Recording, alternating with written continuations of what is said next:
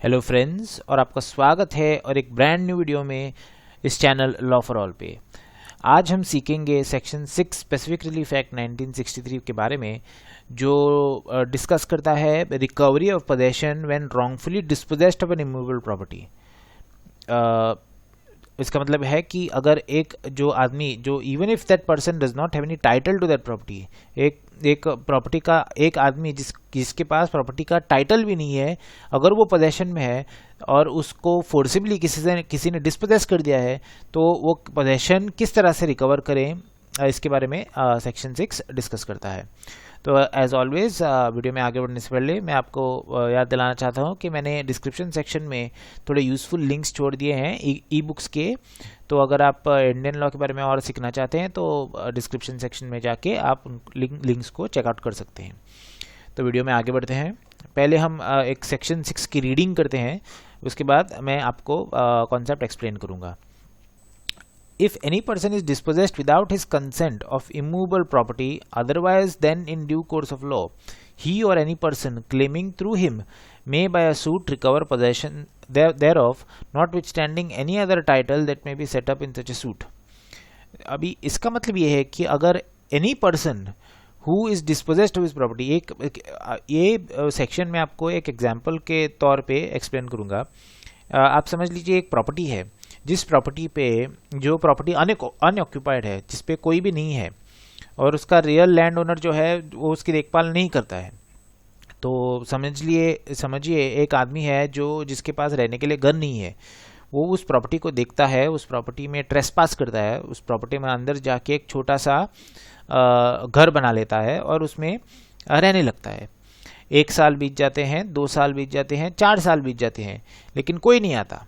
वे 4 साल के बाद जब उसका रियल ओनर उस प्रॉपर्टी को देखता है और उस घर को देखता है, तो वो गुस्से से प्रॉपर्टी में अंदर जाके जो आदमी घर में छोटा सा घर बांध के जो आदमी उसमें रह रहा है, उसको फोर्सेबली डिस्पोजेस कर देता है, उसको फोर्सेबली पकड़ के प्रॉपर्टी से बाहर निकाल देता है और उसका घर तोड़ देता है। और रियल ओनर बोलता है, जो घर जगह का मालक है, वो बोलता है वो ये प्रॉपर्टी मेरी है और इस पे रहने का हक सिर्फ मुझे है। तुम मेरे परमिशन के बिना इस प्रॉपर्टी पे रह रहे थे, इसलिए मैंने तुम्हें फोर्सिबली एविक्ट कर दिया है। तो इस सर्कमस्टांस में जिस आदमी को जो ट्रेसपासर है उसके लिए रिलीफ क्या है यहाँ, तो वो सेक्शन 6 के अंतर्गत सिविल कोर्ट में एक सूट डाल सकता है और सिविल कोर्ट से ये रिलीफ मांग सकता है कि जो मेरा पोजेशन है मुझे फिर से वापस दिए जाए, मुझे उस प्रॉपर्टी पे रहने की इजाज़त दी जाए, क्योंकि जो रियल ओनर है प्रॉपर्टी का, उसने किसी भी तरह से लीगल रिकोर्स नहीं लिया है। उसने किसी भी तरह की सिविल सूट या फिर किसी भी अथॉरिटी के सामने किसी भी लीगल प्रोसीडिंग चालू करके मुझे नहीं निकाला है, कायदे का पालन करके नहीं निकाला है, मुझे फोर्सेबली प्रॉपर्टी से निकाल दिया गया है। इसलिए मुझे इमीडिएट पोजेशन इस प्रॉपर्टी का दे दिया जाए, इवन दो मेरे पास कुछ टाइटल नहीं है। जो ट्रेसपासर है उसने वो खुद क्लेम करता है कोर्ट के पास कि मेरे पास टाइटल नहीं है प्रॉपर्टी का, फिर भी मेरे पास प्रॉपर्टी का पोजेशन था और इसीलिए मुझे उस प्रॉपर्टी को पोजेस करने का हक है, क्योंकि रियल ओनर जो है उसने मुझे फोर्सेबली डिस्पोजेस किया है और कायदे से डिस्पोजेस नहीं किया है। तो that is what this section talks about. तो अगर ये कॉन्सेप्ट आपको समझ में आ गया है तो बढ़िया है, लेकिन अगर आपको समझने में दिक्कत हुई है या फिर मैं एक्सप्लेन नहीं कर पा रहा हूँ ठीक से, तो काइंडली मुझे कमेंट सेक्शन में आप बता दीजिए, मैं एक्सप्लेनेशन देने की कोशिश करूँगा। Secondly, no suit under this section shall be brought after the expiry of 6 months from the date of dispossession or against the government. देखिए, विदिन 6 मंथ्स ये जो सूट है, जो मैंने एग्जांपल दिया था, जो ट्रेसपासर था उसने डिस्पोजेस होने के बाद within 6 months immediately suit file करना है। तो इसके लिए पीरियड ऑफ लिमिटेशन जो है वो सिर्फ 6 महीने का है, उससे ज़्यादा नहीं है।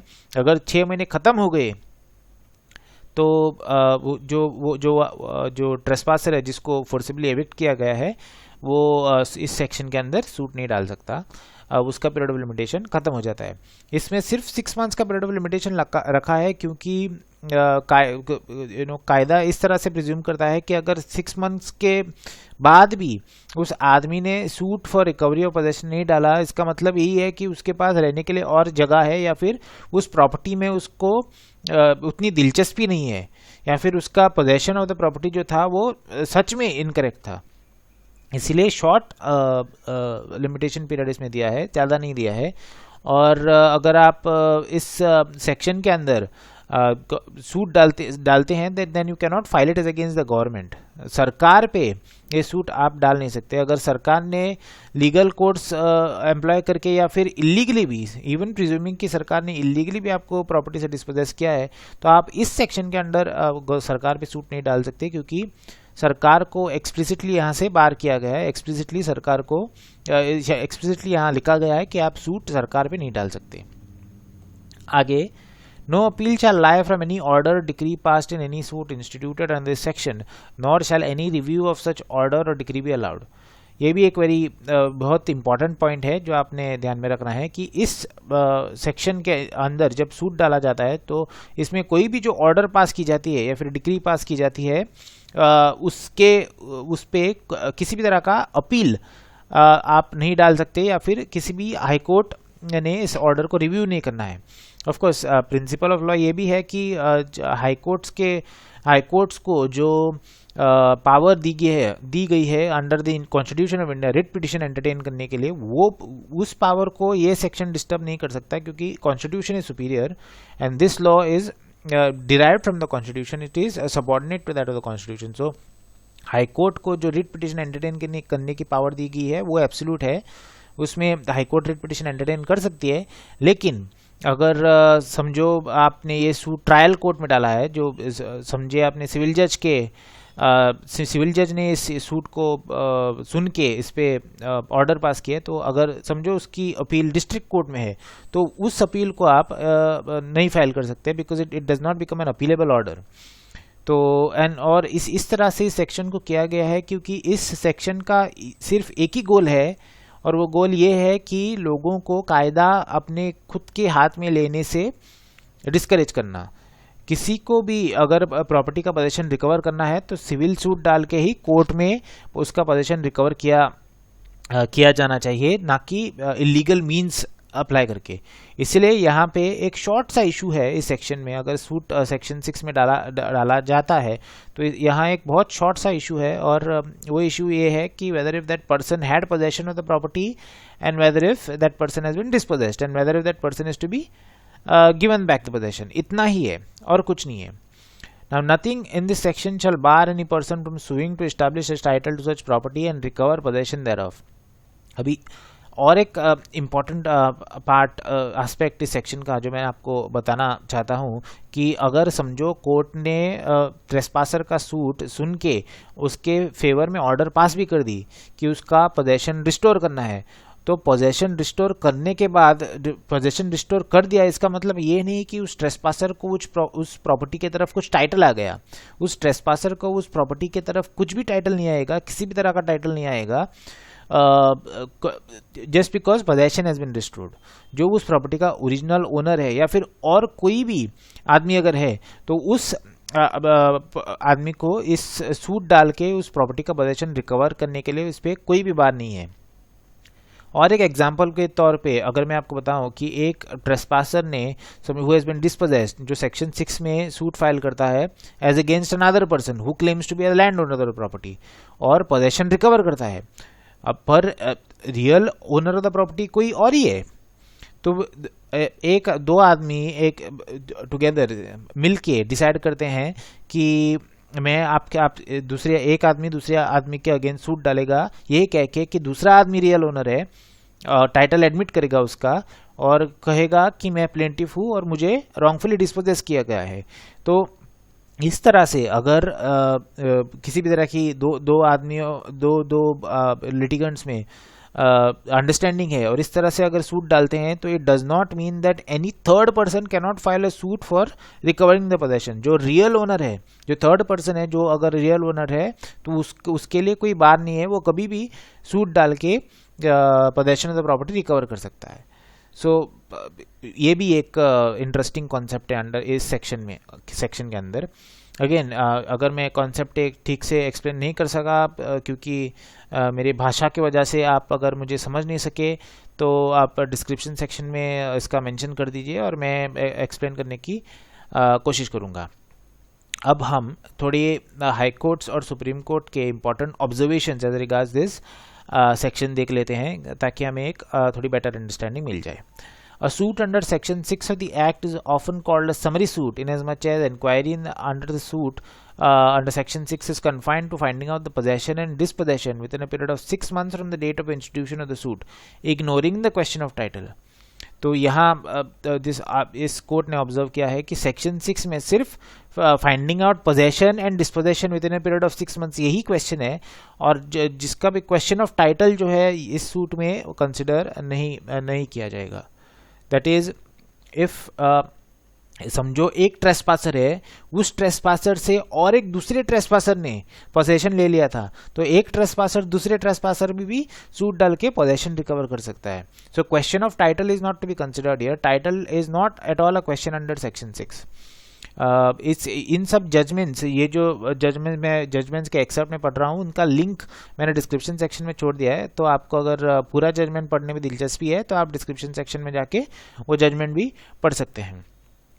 Now, the purpose behind Section 6 of the Act is to restrain a person from using force and to dispossess a person without his consent, otherwise than in due course of law.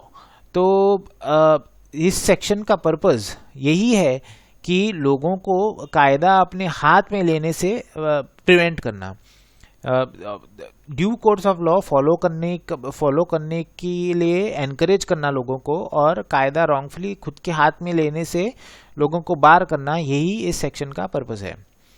Now due course of law implies that a right of person affected thereby to be present before the tribunal which pronounces a judgment upon the question of life, liberty, property in its most comprehensive sense, to be heard by testimony or otherwise, and to have the right of the controversy by proof, every material fact which bears on the question of fact or liability be conclusively proved and presumed against him.